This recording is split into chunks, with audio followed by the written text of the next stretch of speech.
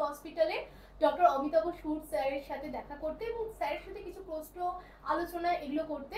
And sir একজন endocrinologist এবং উনি পিয়ারলেস এ প্র্যাকটিস করেন। নমস্কার স্যার। নমস্কার স্যার, আমার কিছু জিজ্ঞাসা রয়েছে।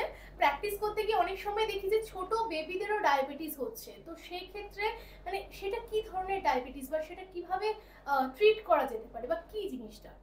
ডায়াবেটিস যেটা আমরা ক্লিনিক্যাল প্র্যাকটিসে দেখি সেটা মূলত অনেক অনেক টাইপের হয়, কিন্তু মোস্ট কমন যেটা সেটা হলো টাইপ 2 ডায়াবেটিস। টাইপ 2 ডায়াবেটিস এমন একটা ডায়াবেটিস যেখানে প্যানক্রিয়াস থেকে ইনসুলিন তো রিলিজ হচ্ছে, কিন্তু ইনসুলিনটা প্রপারলি কাজ করতে পারে না ইনসুলিন রেজিস্ট্যান্সের জন্য, মানে সেলুলার লেভেলে টিস্যু লেভেলে ইনসুলিনটা ঠিকঠাক করে সেলসের ভেতরে ঢুকতে পারে না।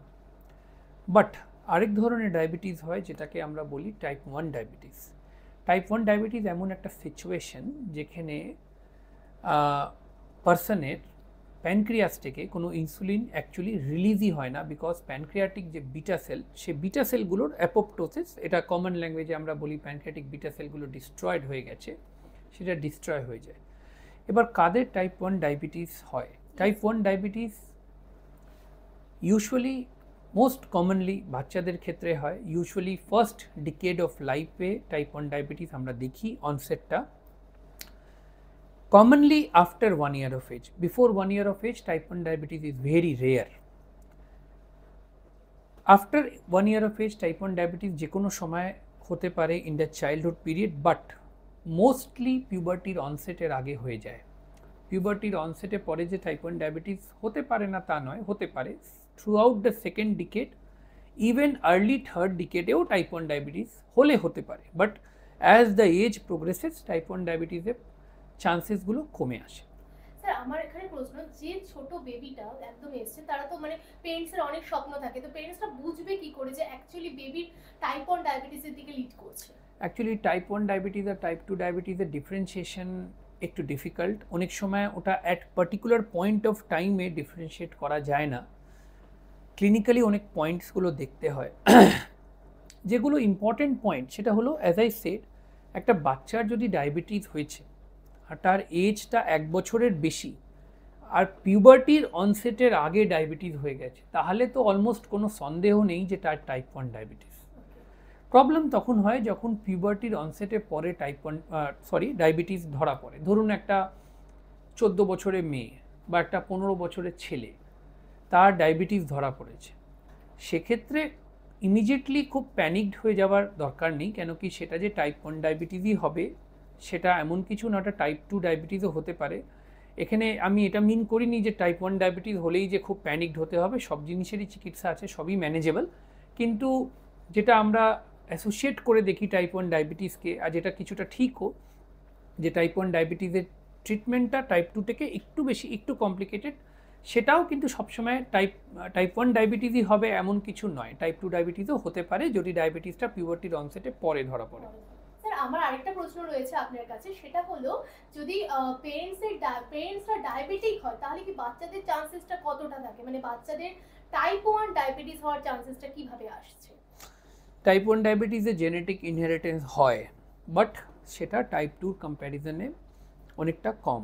তার মানে হলো যে দুটো পেরেন্টসে যদি ডায়াবেটিস আছে, তো যেমনি দুটো পেরেন্টসে যদি টাইপ 2 ডায়াবেটিস আছে, তাহলে যে বাচ্চা তার টাইপ 2 ডায়াবেটিস হওয়ার চান্সটা অনেক বেশি। বাট হ্যাভিং সেড দ্যাট, যদি family history of type 1 diabetes আছে, সাপোজ কি একটা পেরেন্টের টাইপ 1 ডায়াবেটিস আছে, তাহলে কিন্তু সেই বাচ্চার টাইপ 1 ডায়াবেটিস হওয়ার chance compare to A random বাচ্চা যার ফ্যামিলিতে কারো টাইপ 1 ডায়াবেটিস নেই, তার থেকে কিন্তু অনেকটা বেশি। অলসো টাইপ 1 ডায়াবেটিস এর সিবলিংয়ের history is actually more important than parents. তার মানে হলো যে আমার দুটো বাচ্চা বা কারোর দুটো বাচ্চা আছে, তার মধ্যে প্রথম বাচ্চার টাইপ 1 ডায়াবেটিস আছে, তাহলে তো সেকেন্ড বাচ্চাকে অনেক হাই স্ক্রিনিংয়ে রাখতে হবে। সেকেন্ড বাচ্চার হাই চান্স, তার মানে যে হবেই তা নয়, কিন্তু চান্সেস। সিমিলারলি মাদারে যদি টাইপ 1 বা ফাদারে টাইপ 1 আছে, তো তার টাইপ 1 হওয়ার চান্স কম্পেয়ার টু কোনো হিস্ট্রি না থাকার থেকে বেশি। স্যার, আমি আরো জানতে চাই আপনার কাছ থেকে যে টাইপ 2 ডায়াবেটিসের যে কমপ্লিকেশনস গুলো থাকে, সেম কমপ্লিকেশনস কি টাইপ 1 ডায়াবেটিসেরও থাকে? হ্যাঁ, এই কথাটা ঠিক, অনেকটাই ঠিক। টাইপ 1 ডায়াবেটিস আর টাইপ 2 ডায়াবেটিসের কমপ্লিকেশনস সিমিলার কমপ্লিকেশনসই হয়। টাইপ 1 ডায়াবেটিসেও retinopathy, neuropathy, nephropathy, cardiovascular complication এগুলো সবই হতে পারে। এই জন্যেই আমরা বলি যে টাইপ 1 ডায়াবেটিস ডায়াগনোজ হওয়ার পরেও কমপ্লিকেশন মানে রেটিনোপ্যাথি, নিউরোপ্যাথি, নেফ্রোপ্যাথি এগুলো স্ক্রিনিং কিন্তু রেগুলার ইন্টারভ্যালে আমরা করতে বলি। আচ্ছা শর্মিষ্ঠা, এখানে আমারও একটা প্রশ্ন আছে। তুমি তো টাইপ 1 ডায়াবেটিক পেশেন্টের ডায়েটারি কাউন্সেলিং করো, সেটা কিভাবে আলাদা compare to A type 2 patient? Sir এখানটাতে আমার বলার বিষয় যে আমরা একটা কথা শুনে এসেছি যে ডায়াবেটিক ডায়েট, কিন্তু এখন যে আপডেটেড সায়েন্স আমরা বলছে যে ডায়াবেটিক ডায়েট বলে কিন্তু কোনো কথা হয় না, স্পেশালি টাইপ 1 ডায়াবেটিসের ক্ষেত্রে।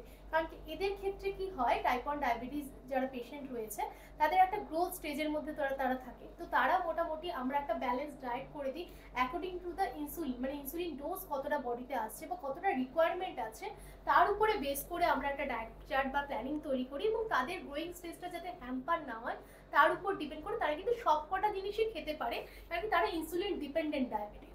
সো ডায়াবেটিক ডায়েট কথাটা কিন্তু টাইপ 1 ডায়াবেটিসের সাথে অতটা যায় না।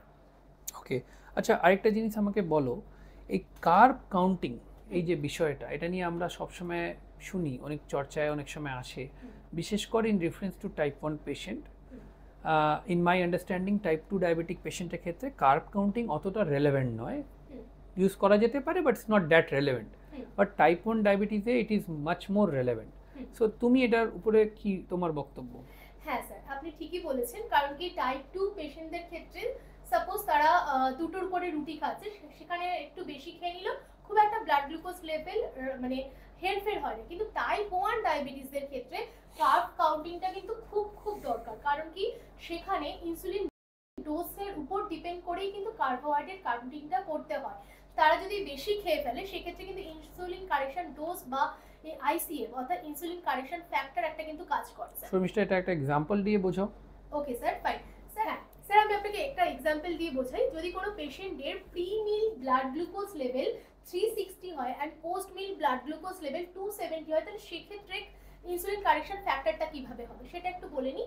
সেক্ষেত্রে থেকে আমাদের একটা ফর্মুলা রয়েছে, সেটা হচ্ছে আগে আমাদের দেখে নিতে হবে যে টার্গেট ব্লাড গ্লুকোজ লেভেল কতটা রয়েছে। ওকে, টার্গেট ব্লাড গ্লুকোজ লেভেল আমরা 100 mg/dl ধরছি, তো সেক্ষেত্রে 1800 ডিভাইডেড বাই TDD অর্থাৎ total daily dose of insulin নিতে হয়।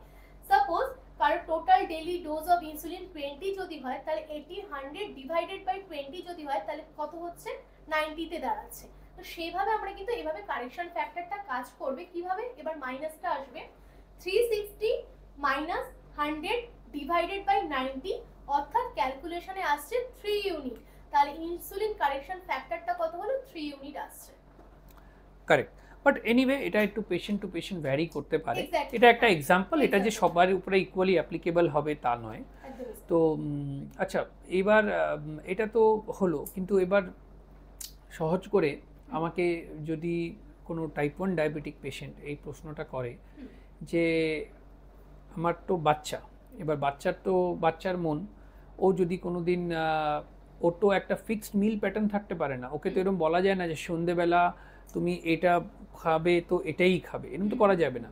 তো এটা তো চেঞ্জ করতে পারবে, ফ্লেক্সিবিলিটি থাকে কি থাকে না, কতটা থাকে? একদমই স্যার থাকে। তো সেই ক্ষেত্রে আমরা যখন কাউন্সেলিং করি, স্পেশালি আমি যখন পেশেন্ট কাউন্সেলিং করি, তখন তাদের যারা পেরেন্টস থাকে, যারা টেক কেয়ার করে মিলি, তাদেরকে ক্যালকুলেশনটা সুন্দর করে বুঝিয়ে দিই, এবং বিভিন্ন অপশনস থাকে, মানে একটা বাচ্চার ইচ্ছে করতেই পারে একটা পিজার পিস খাবো, তো কতটা পরিমাণ মানে স্লাইস বা কোয়ান্টিটি আমরা দিতে পারি সেটা কিন্তু সেই ইনসুলিনের ডোজের সাথে ক্যালকুলেশন করে থাকে। এবং এখানে ওটাই আমি বললাম যে ডায়াবেটিক যে ডায়েট, যে বিভিন্ন রকমের রেস্ট্রিকশন থাকে, যে পোটাটো খাবো না বা বার্গার খাবো না, পিজা খাবো না, সেগুলো এদের ক্ষেত্রে কিন্তু পোর্শন সাইজ হিসেবে ক্যালকুলেটিং একটা ডায়েট প্ল্যানের উপর থাকে। তার মানে করা যায় সবই, বাট একটা হিসেব করে। একদম স্যার। ঠিক আছে।